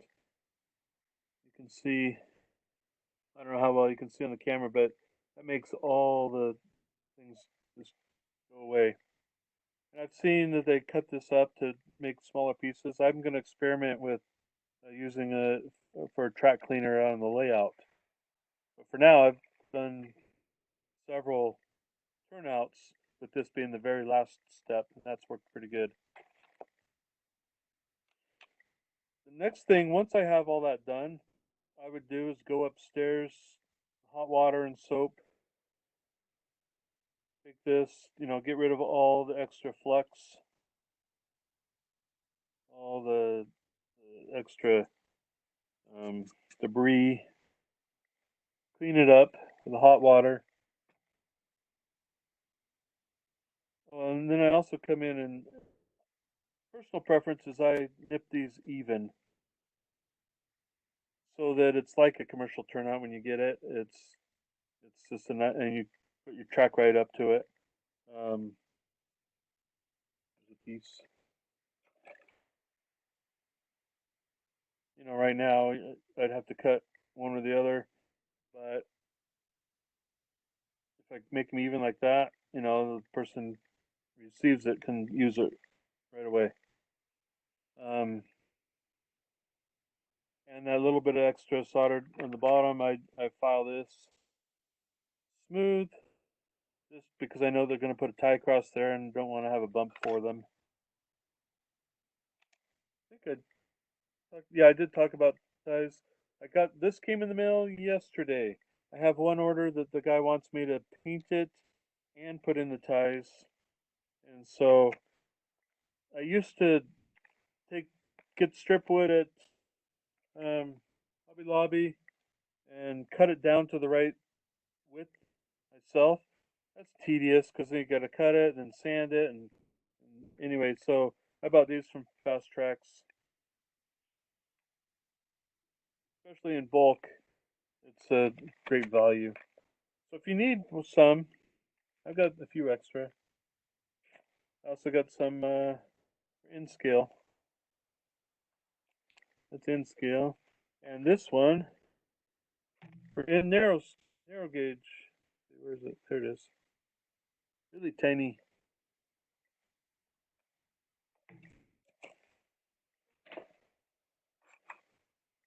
Okay, after that's cleaned up,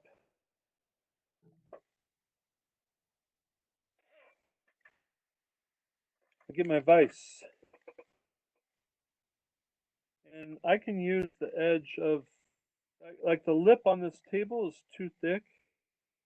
But with these here, it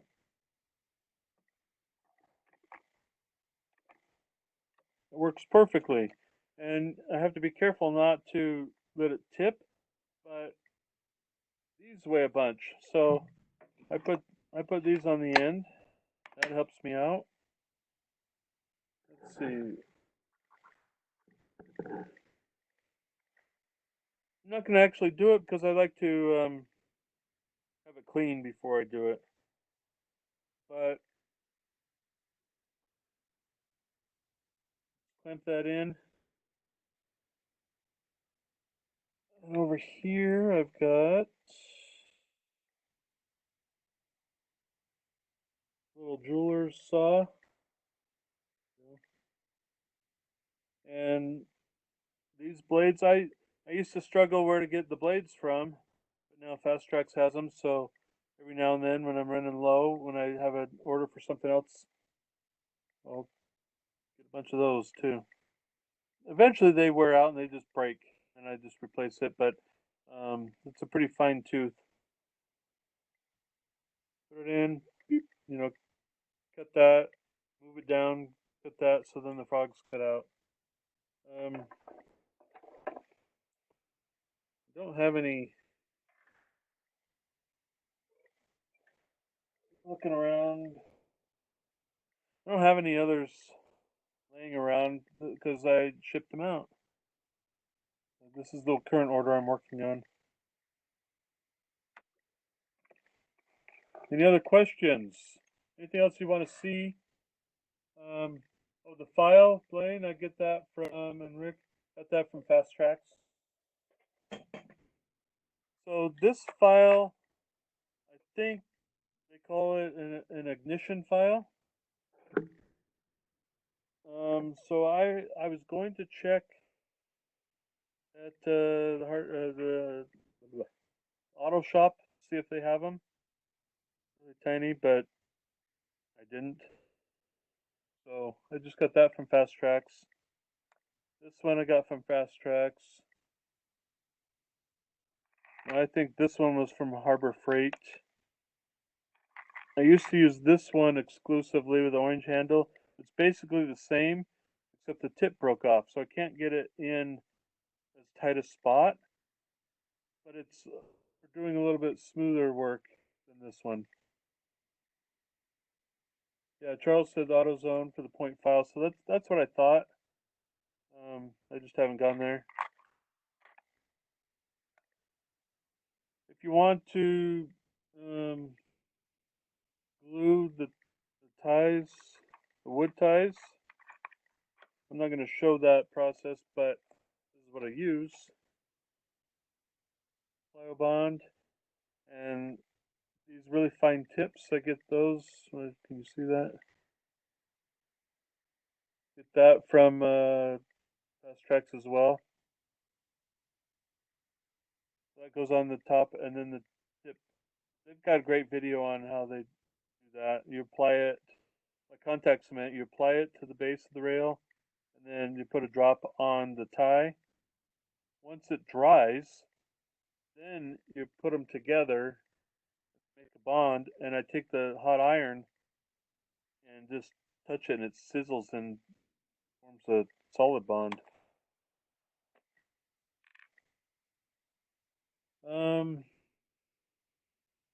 What else? Any other questions?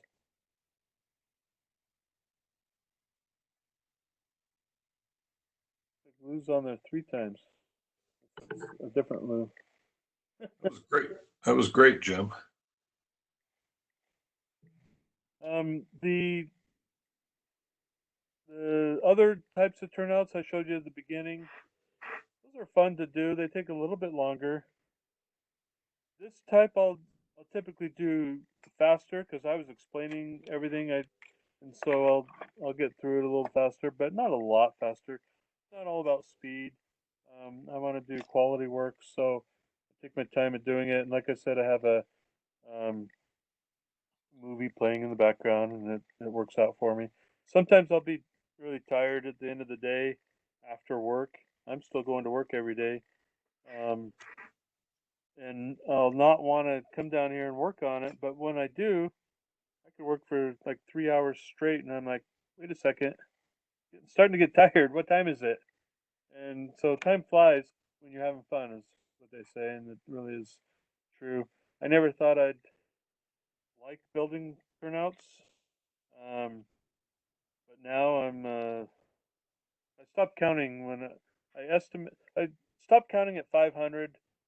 Then I estimated when I got to around 1,000, and since 1,000, I've made a couple hundred. So um, it's been fun, and especially when there's a guy up in Brigham City, I think it is, that asked me for a dual gauge code 55 in NN3. Um, that was a lot of fun. It was a little tricky, but it was fun, and that's why I made that special jig. He then asked for that transition piece I made last week. Any other questions?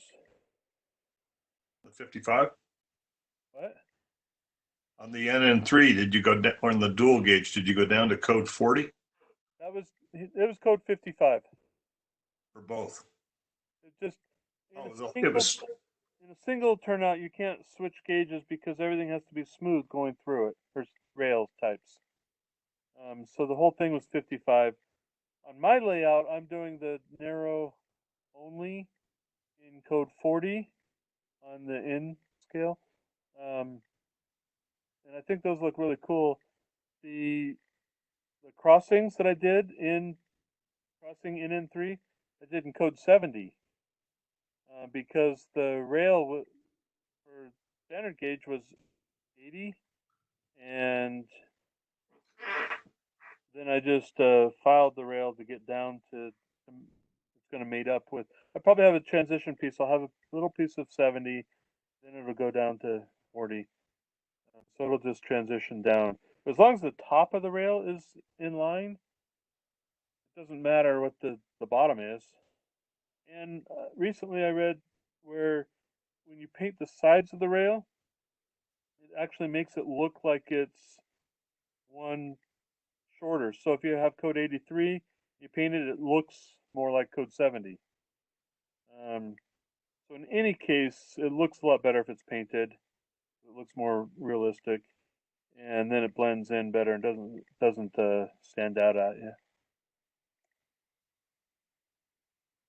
Any other questions?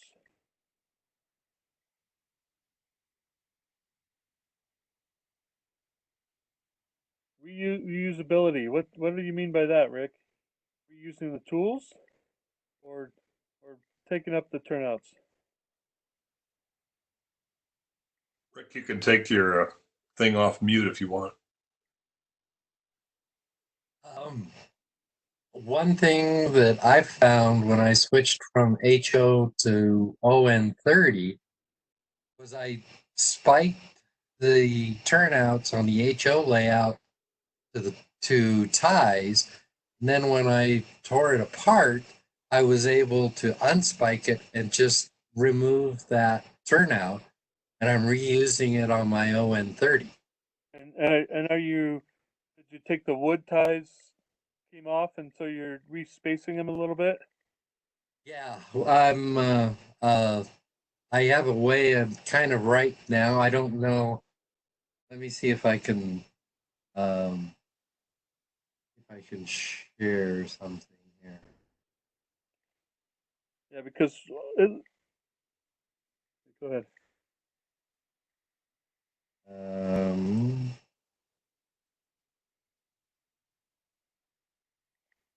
Can you see that at all? Yeah. Yeah, it kind of shows. I've got the ON30 ties in here. Yeah. These are the original fast track ties Yeah. that held the layout together, or the turnout together. And I'm just reusing those, and I will kind of hide them and disguise them. Yeah, that's true. Yeah, so if you can see on mine where this is an HO scale tie next to the ON30 tie, there are different sizes. But what Rick's saying is pretty cool. Is that the ones that are the wrong size? It doesn't really matter because either with debris or ballast, you can cover up some of those other ones, and you really won't notice it when it's all blended together.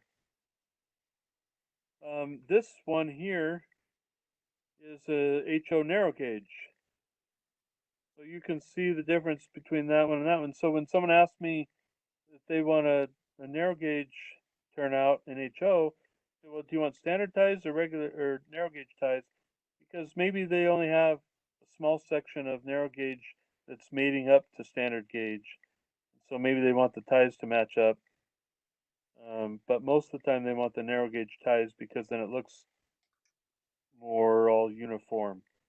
But what Rick's saying is pretty cool. What you could do too, Rick, is one at a time you could unsolder and put in a bigger tie. That's a little bit more work, but then the ties would match up better. But in the end, I think it'll look great because usually narrow gauge is more homemade and it'll all just blend together. When I showed you this turnout on the bottom, these are made of wood ties. These ties are actually a little bit thicker or wider than the PC ties because I didn't want to shave off a little bit of the wood that I already had on hand. Now, when I did it for a customer, I did do that, and it's kind of a pain, but it's doable. But when you look on this side, Can't tell. you can't tell, especially once it's ballasted. So don't be afraid to try things like this, or try what Rick's suggesting, um, because once it's weathered, ballasted, things blend together nicely. Um, so if you have questions, feel free to email me. Um, I answered. I even answer customer emails with tips and tricks and things. So I just want the hobby experience better for everyone, and hopefully my experience here has helped you out a little bit. And, yeah, you might not go build 100 turnouts, but you want to try your hand at one or two. That works too.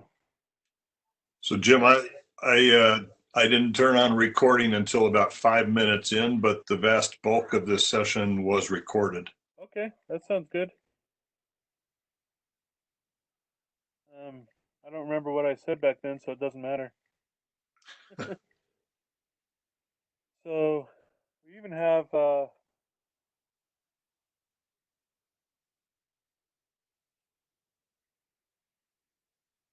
standard. Let me see. Oh, this one. Here you go, Jack. See that Z? I don't know which way's up. There's a Z. These are Z scale ties for Jack. Actually, that's what I'm using in that one jig for my NN3. Or the Z scale ones.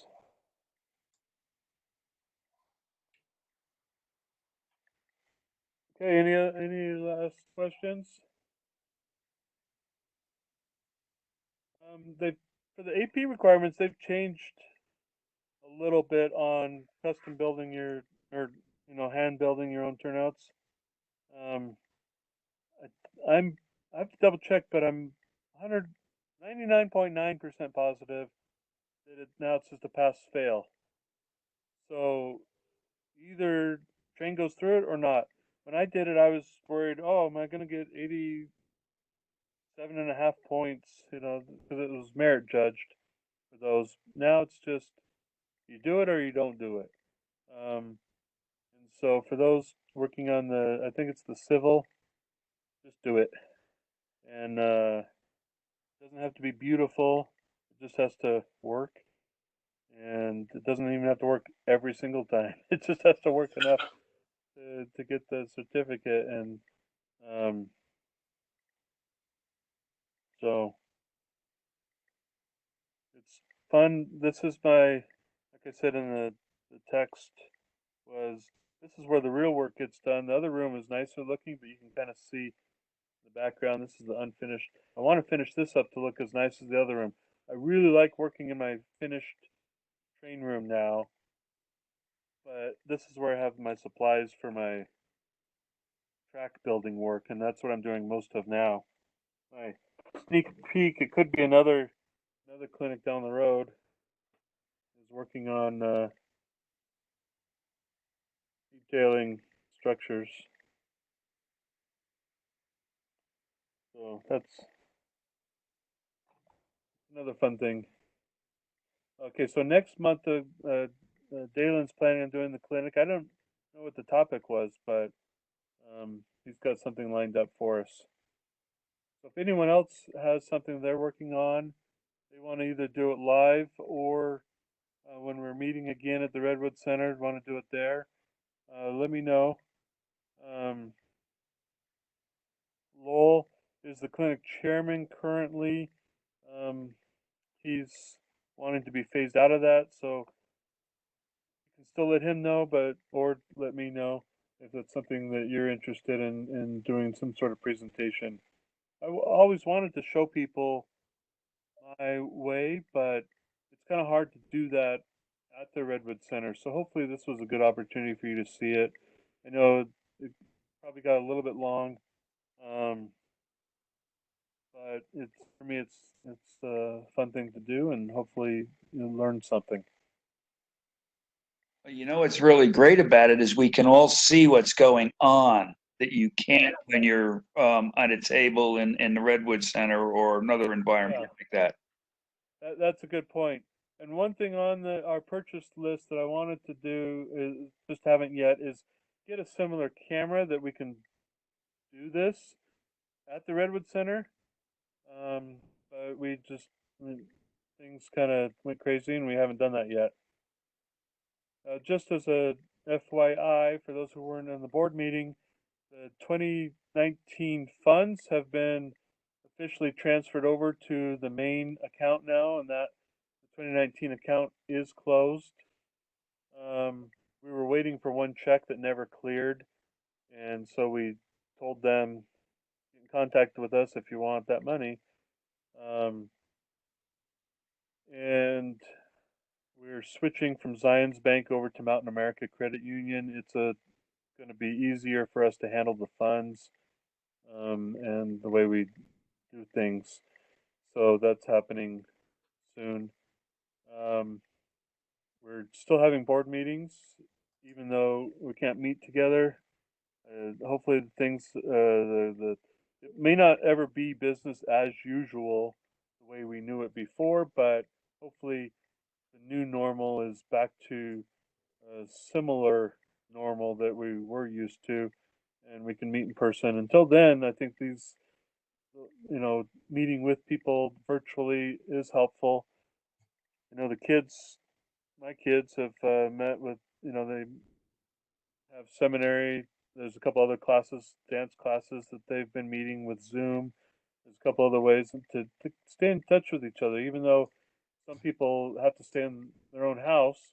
It doesn't mean we have to be isolated from one another. So hopefully we're having yeah, Lou, I know you've never had a normal. I saw your